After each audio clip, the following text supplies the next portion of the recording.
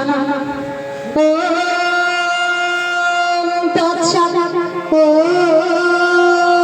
তৎসৎ ও তৎসৎ ও যে তত্ত্ব জানিলে স্বরূপকে জানা যায় চির শান্তি চির তৃপ্তি লাভ হয় তাহাই একমাত্র অদ্বৈত তত্ত্ব বা ব্রহ্মবিদ্যা। অদ্বৈত তত্ত্বের সারাংশ এই ব্রহ্ম গীতিকাতে সন্নিবেশিত হয়ে আছে।